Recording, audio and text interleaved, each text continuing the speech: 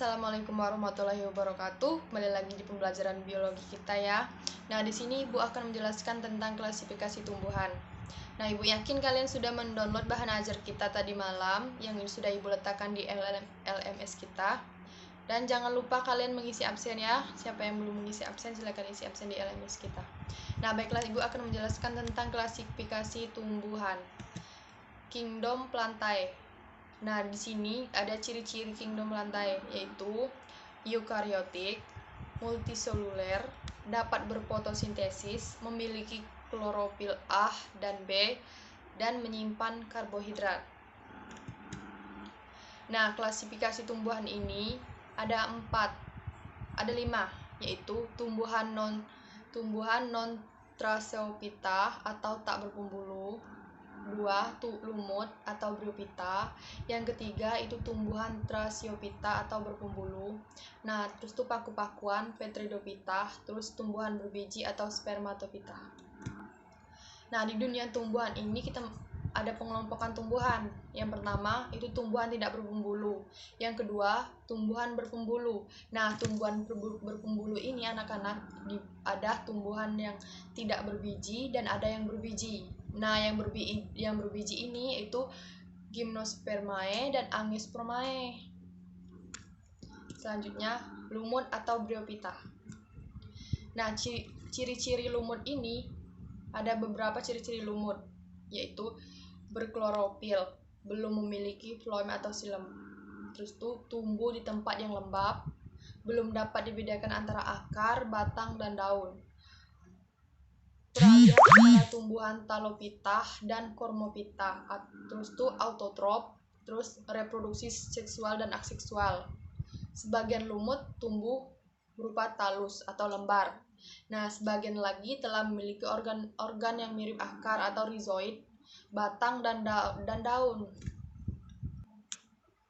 Nah, tumbuhan lumut ini dibedakan menjadi 2, yaitu ada sporophyt dan gametophyt. Nah, sporophyt ini adalah tumbuhan yang menghasilkan spora anak-anak. Nah, kalau gametophyt ini adalah tumbuhan yang menghasilkan gamet atau sel kelamin, sperma atau ovum. Oleh karena itu, lumut disebut mengalami metagenesis atau pergiliran keturunan. Dan cara reproduksi lumut itu ada aseksual, itu dengan spora atau sporophyt. Seksual dengan penyatuan gamet jantan dan gamet betina disebut gametophyt. Nah, terjadi pergiliran keturunan antara fase gametophyt dengan fase sporophyt disebut dengan metagenesis ya anak-anak. Nah, selanjutnya klasifikasi lumut itu terdiri dari 3 divisi, yaitu ada lumut daun, moss, dan 2 lumut hati, liverwort, dan lumut tanduk atau hornwort. Manfaat dari lumut ini ada marsantia atau bahan obat untuk sakit hepatitis atau liver, spagonum atau lumut gabut sebagai bahan pembalut dan sebagai sumber bahan bakar ya anak-anak. Nah, selanjutnya itu adalah Talophyta atau tumbuhan yang berpembuluh. Nah, tumbuhan berpembuluh ini memiliki karakteristik, yaitu mempunyai jaringan pembuluh atau pembuluh, xilem dan phloem. Memiliki akar, batang, dan daun sejati. Penyerapan air ini dilakukan oleh akar dan tidak mempunyai rhizoid, menghasilkan sperma berflagel atau tidak berflagel. Nah, kalau siklus hidupnya ini, generasi sporophyt itu dominan. Nah, kalau generasi gametophyt itu tereduksi anak-anak. Nah, selanjutnya Ibu akan menjelaskan tentang Petridophyta atau tumbuhan paku. Tumbuhan paku ini ada yang pertama itu ada tumbuhan paku yang berpembuluh tanpa biji. Petridophyta atau paku-pakuan. Nah, paku-pakuan ini memiliki karakteristik, yaitu berkembang biak dengan spora. Spora itu dihasilkan dalam sporagenium. Nah, kalau sporagenium ini dapat tersusun dalam strobilus, sorus, sinangium. Sperma berflagel. Perlu air untuk berpartilisasi ya. Kalau siklus hidupnya ini, generasi sporophyt dominan itu hidup bebas ya anak-anak. Kalau generasi gametophyt tereduksi itu hidup bebas juga. Nah, kalau manfaat dari tumbuhan paku ini Itu sebagai tanaman hias bisa, media anggrek, dan bahan kerajinan tangan. Nah, kalau ciri-ciri dari Pteridophyta ini itu sering juga kita sebut sebagai Cormotophyta berspora. Terus tuh sering juga disebut sebagai Thrasophyta. Kalau paku-pakun ini sudah memiliki akar, batang, dan daun sejati anak-anak. Terus tuh dan dia ini sudah memiliki klorofil. Terus ukuran dan bentuk tubuhnya itu 2 cm bahkan sampai 5 meter. Ada 2 generasi, yaitu sporopit dan gametopit. Kalau sporopit ini adalah tumbuhan yang dominan. Nah, terus itu terjadi metagenesis. Nah, kalau struktur tubuhnya paku ini itu kan dari akar, batang, dan daun. Kalau dari akarnya itu akar serabut berupa rizom. Nah, kalau batang itu dia memiliki batang, ada berkas pengangkutnya. Nah, kalau daun itu daunnya tuh terdiferensiasi MJD. MJD itu artinya daun tropil dan daun sporopil anak-anak.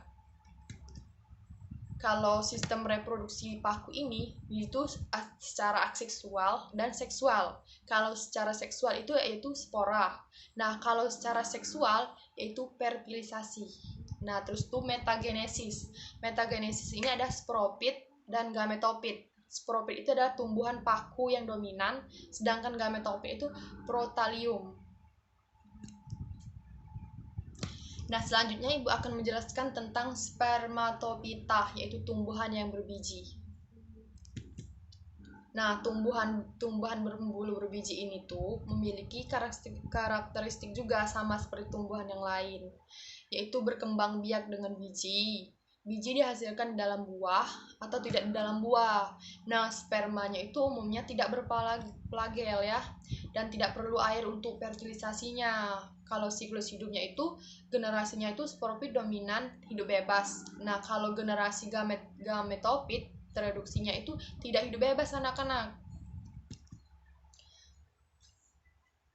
Dan Gymnospermae. Nah, Gymnospermae ini adalah tumbuhan berbiji yang terbuka.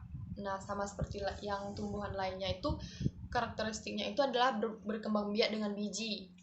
Biji tidak dilindungi oleh jaringan buah. Dan struktur reproduksinya itu terdapat pada kerucut atau strobilus. Kalau siklus hidupnya ini, generasi sporopit dominan itu hidup bebas. Nah, kalau generasi gametopit reproduksi, dia tidak hidup bebas anak-anak. Nah, manfaat dari